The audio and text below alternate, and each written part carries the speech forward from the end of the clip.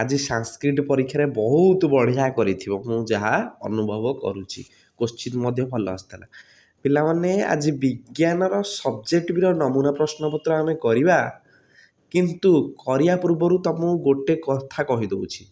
सबु वर्ष ओडिशा हिस्ट्री रे गोटे पेपर एग्जाम सबुठु कम मार्क रहुची सी हूँ विज्ञान एवं विज्ञान लिखिला बेले तुमको समय हब नहीं लॉन्ग क्वेश्चन बेले तुमको समय हब नहीं कारण से प्रोब्लेम भी अच्छी लॉन्ग क्वेश्चन भी अच्छी कारण से भौतिक विज्ञान अच्छी जीव विज्ञान अच्छी भौतिक विज्ञान लिखा पड़ो जीव विज्ञान पूरा टॉपिकटा लिखा पड़ो जहाँ पचार तेणु अक्षर सुंदर करी जेते जल्दी तमे लिखि पारिब बुझीओ तो पाठ जदि जना अच्छी ताहले भल भाव लेख पूरा जल्दी करी कारण यही पेपर क्वेश्चन छाड़ी आसवर संभावना अच्छी तेणु आगुआ कहीदे बेकारिया समय वेस्ट करना एग्जाम हॉल रे ताहले एक नंबर पिला माने सब्जेक्ट आम जा भौतिक विज्ञान आग ओम को नियम लेखि यार गाणितिक व्याख्या कर और विद्युत प्रतिरोधर संज्ञा सह यार एककटी लेख 4 मार्क तुमको देली परीक्षा रे जाऊ जाऊ क्वेश्चन टा देखिबो कही दउची हैला परीक्षा रे जाऊ जाऊ आमे ओम को नियम कौन जानिछे मु अल्प अल्प कही दउची हैला r = v/i हैला माने v = ir एटा ओम को नियम हैला r हैला हमर जहा तुम रेजिस्टेंस पढ़ाई छि पाठ आउ 4 मार्क पिलाने देली जहाँ जहाँ दौजी जदि परीक्षा न आसो मत आसिक कह आउ 4 मार्क कौन देली प्रतिरोध पंक्ति संजोग कौन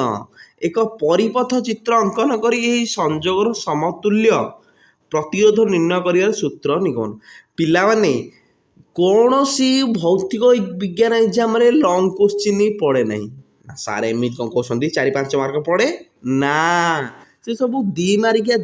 करी खंडे खंडे करके दब माने प्रतिरोध पंक्ति कौन 2 मार्क कौन यार परिपथर चित्र अंकन कर 2 मार्क कौन पैरेलल किंबा सीरीज गोटे लॉन्ग क्वेश्चन सब वर्ष आसीबो बुझीला ताले याकु मध्य लिखिबो हैला point point लिखिबो r = r1 + r2 + r3 + ... हैला एटा करिवो एटार ही मार्क बुझियोस तो नेक्स्ट 3 नंबर आम जा 3 नंबर आम 3 मार्किया अच्छी विद्युत स्रोतर तापन क्षमता कहले कौन बुझ यार 3टी व्यवहारिक उपयोग आम लिखा बुझीस तो तापन क्षमतार पिला प्रयोग गुड़िक जानी 3टा विद्युत इस्त्री हो टोस्टर हो हीटर तुम जहाँ भी लिखिपर है यहीटा गोटे 1 मार्किया तुमको सर्ट क्वेश्चन देली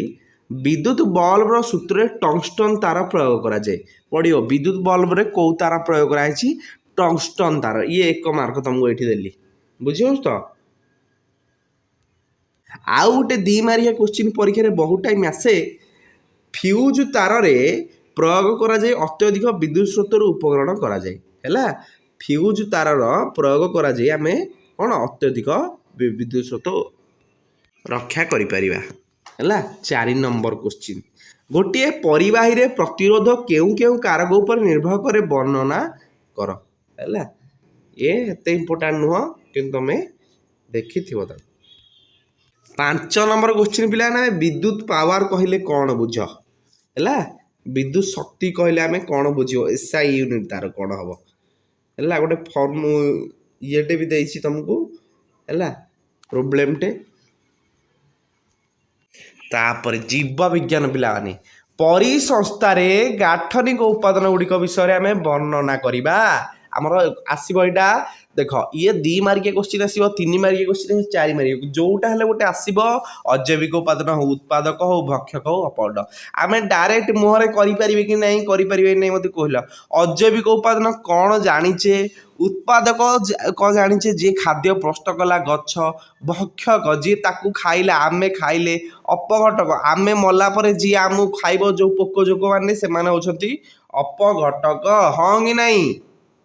एरा जब तुम लिखिपर ना कौन लिख परीक्षा पाठ न आसले भी एरा लिखिक आसो ତାପରେ ପରିବେଶ ସମ୍ପର୍କିତ ସମସ୍ୟା ଓ ଏହାର ପ୍ରଭାବ ଆମେ ବର୍ଣ୍ଣନା କରିବା। ଆମର କ'ଣ କ'ଣ ସମସ୍ୟା ହେଉଛି ହେଲା, ପୃଥିବୀ ପୃଷ୍ଠରୁ ଜୀବସତ୍ତା କେମିତି ଲୋପ ପାଉଛି, ଖଣି ଖନନ କଳକାରଖାନା ପ୍ରତିଷ୍ଠା ନଦୀବନ୍ଧ ଯୋଜନା ଦ୍ୱାରା ଜଙ୍ଗଲ ସମ୍ପଦ ହ୍ରାସ ଓ ଜୈବ ବିବିଧତା ନଷ୍ଟ ହେଉଛି। ଆମେ ଫ୍ରିଜ୍ ବ୍ୟବହାର କରିବା, ଫ୍ରିଜ୍ ଲେଖିବନି, ଶୀତଳୀକରଣ ଯନ୍ତ୍ର ଇତ୍ୟାଦିରୁ ନିର୍ଗତ କ'ଣ କ୍ଲୋରୋଫ୍ଲୋରୋ କାର୍ବନ ଓଜୋନ ସ୍ତରକୁ ଛିଦ୍ର କରୁଛି। ଏଥିରେ ଆସିବ ହେଲା 2 ମାର୍କ ବି ଆସିବ। ଓଜୋନ ସ୍ତର ଛିଦ୍ର ହେବା ଦ୍ୱାରା ଆମର ଚର୍ମ କର୍କଟ ରୋଗ ହେଉଛି। ତାପରେ ଗୋଟେ 3 ମାର୍କିଆ କ୍ୱେଶ୍ଚିନ୍ ଆସିବ, ଖାଦ୍ୟ ଶୃଙ୍ଖଳର ମହତ୍ଵ ଗୁଡ଼ିକ ତମେମାନେ ଲେଖ ହେଲା। ଖାଦ୍ୟ ଶୃଙ୍ଖଳ ଲେଖିବ। ଜୈବ ପରିବର୍ଦ୍ଧନ କ'ଣ, ଏହାର ପ୍ରଭାବ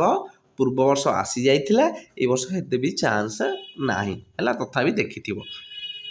6 ନମ୍ବର ଏକ ଇମ୍ପୋର୍ଟାଣ୍ଟ ଗ୍ଲୋବାଲ ୱାର୍ମିଂ କାରଣ ଓ ଏହାର ପ୍ରଭାବ। କାହିଁକି ପୃଥିବୀରେ ଗ୍ଲୋବାଲ ୱାର୍ମିଂ ବଢ଼ି ଚାଲିଛି ଏବଂ ତାର କାରଣ ମଧ୍ୟ ତମେ ଦେଖିବ। ଆଉ ଗୋଟେ ଦେଖିବ ଯେ ତାପଗତି ବିଜ୍ଞାନର ନିୟମ ମାନେ ଲେଖିବ। ଦୁଇଟା ତାପଗତି ବିଜ୍ଞାନର 2 ମାର୍କିଆ କ୍ୱେଶ୍ଚିନ୍ ଆସିବ ହେଲା। ଆଉ ଗୋଟେ କ୍ୱେଶ୍ଚିନ୍ ସବୁ ବର୍ଷ ପରୀକ୍ଷାରେ ଆସେ, ଅମ୍ଳ ବର୍ଷା କ'ଣ ଏହାର ପ୍ରଭାବ ଲେଖ ହେଲା। ଯେଉଁ ଆମର କ'ଣ ନାଇଟ୍ରୋଜେନ୍ ଅକ୍ସାଇଡ୍ ଆଉ ସଲଫର ଡାଇଅକ୍ସାଇଡ୍ ମିଶି ହେଲା, ଆମର ଯେମିତି ଅମ୍ଳ ବର୍ଷା ହଉ ତାର ଗ୍ୟାସ୍ଟା ଉପରକୁ ଯାଉଛି, ସେ ଗ୍ୟାସ୍ଟା ଅମ୍ଳ ବର୍ଷା ମାଧ୍ୟମରେ ତଳକୁ ଆସୁଛି, ତାକୁ ଲେଖିବ।